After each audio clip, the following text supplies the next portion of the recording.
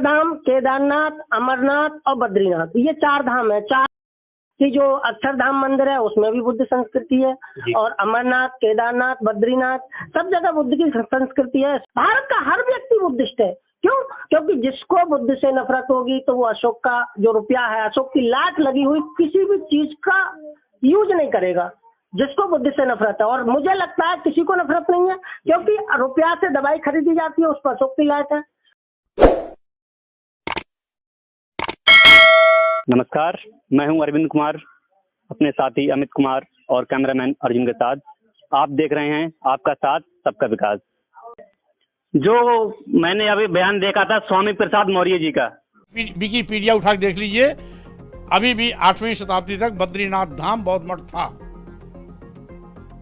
आदि शंकराचार्य ने उसको बौद्ध बद्रीनाथ हिंदू धर्म मठ बनाया।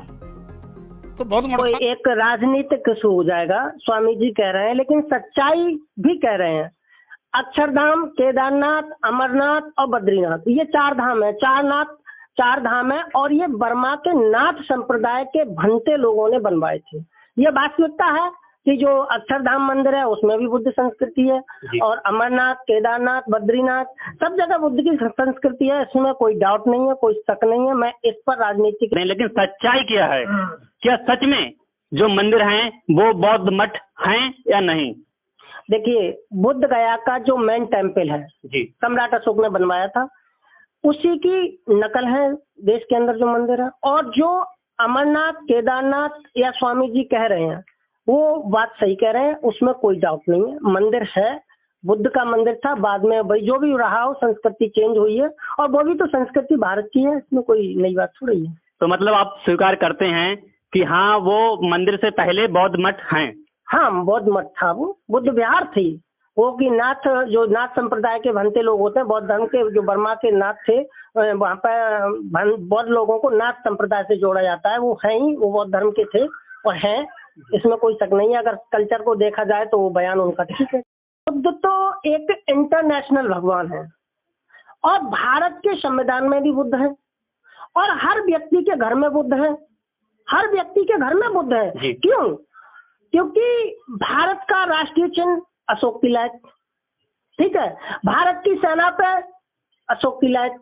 कोर्ट में जाओगे, चिन्ह बता रहा हूँ, कोर्ट में जाओगे तो जज साहब के ऊपर लगी है अशोक की लाट। कोई आपका आधार कार्ड, उसमें अशोक की लाट। आपका घर में नोट है, उस पर अशोक की लाट। आपका जाति प्रमाण पत्र बनेगा, उस पर अशोक की लाट। आय प्रमाण पत्र बनेगा, उस पर अशोक की लाट।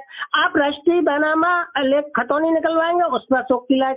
तो और अशोक दुनिया का सबसे बड़ा बुद्धिस्ट आदमी था, अशोक भगवान बुद्ध का शिष्य। तो मैं तो मानता हूँ कि पूरे देश के अंदर बुद्ध ही बुद्ध है और हर घर में व्यक्ति बुद्ध है और भारत का हर व्यक्ति बुद्धिस्ट है। भारत का हर व्यक्ति बुद्धिस्ट है। क्यों? क्योंकि जिसको बुद्ध से नफरत होगी तो वो अशोक का जो रुपया है, अशोक की लाट लगी हुई किसी भी चीज का यूज नहीं करेगा, जिसको बुद्ध से नफरत है। और मुझे लगता है किसी को नफरत नहीं है, क्योंकि रुपया से दवाई खरीदी जाती है, उस पर अशोक की लाट है। भाई रुपया से सारे काम हो रहे हैं, उस पर अशोक की लाट है। तो मुझे नहीं लगता कि देश के अंदर, भारत के अंदर कोई भी बुद्ध से नफरत करता है, कोई बुद्ध से नफरत नहीं करता है। बाकी कुछ सियासी लोग हैं, राजनीतिक लोग हैं, वो इस बात को इशू बनाते हैं। बुद्ध धर्म सबका है, हम सबका है। कोई ऐसी व्यवस्था है, ऊंच नीच की व्यवस्था नहीं, जिसमें मानव एक समान। ये बुद्ध धर्म की विचारधारा है। बौद्ध धर्म वाले कभी हिंसा की बात नहीं करते। बौद्ध धर्म वाले हमेशा भाईचारा की बात करते हैं। दुनिया का सबसे अच्छा धर्म है बुद्ध। बुद्ध के पास न कोई हथियार है, न कोई लड़ने का साधन है। वो उनके पिताजी स्वयं में राजा थे, वो सिद्धार्थ के तो मंत्री थे। वो दुनिया का आदमी आज कुर्सी के पीछे दौड़ता है, वो सब चीज कुर्सी राज रवाड़ा छोड़ के सन्यासी हो गए। भाई बुद्ध इतनी बड़ी ताकत थी। आज एक समय था, ओसामा बिन लादेन को मारने के लिए अमेरिका ने कितनी सेना बनाई थी। उस समय का, आज का ओसामा बिन लादेन कुछ समय पहले का, आपने नाम सुना होगा ओसामा बिन लादेन का, और उस समय का अंगुलीमाल, बराबर समझ लो। बिल्कुल। तो अमेरिका ने ओसामा बिन लादेन मारने को कितना बड़ा प्लान डिजाइन किया, बहुत बड़ा, तब जाके मार पाया। और भगवान बुद्ध ने अकेले ही जाके उसको मार दिया, अंगुलीमाल को। कैसे मारा? दिमाग से, विचारों से। उसका सिस्टम देखिए भगवान बुद्ध का। देखिए कितना दुनिया में भगवान बुद्ध से बड़ा कोई शक्तिशाली न था, न है और न ही होगा। कहने का मतलब हमारा भारत बिना बुद्ध के नहीं चल सकता। भारत ही नहीं, पूरी दुनिया बिना बुद्ध के नहीं चल सकती। भारत क्या है, पूरी दुनिया बिना बुद्ध के नहीं चल सकती, क्योंकि बुद्ध का मतलब है बुद्धि से सोचो, फिर उस पर निर्णय लो, फिर उस पर काम करो। ये है बुद्ध। बुद्ध एक विचारधारा है, बुद्ध एक व्यक्ति नहीं है। बुद्ध एक इंटरनेशनल विचारधारा है जो हमें अच्छे काम करने के लिए प्रेरित करती है, और जो गलत काम करने के लिए प्रेरित करे वो बुद्ध की विचारधारा नहीं हो सकती। अक्षरधाम मंदिर बौद्ध मठ था, तो वो सही है, उसमें कोई नो डाउट।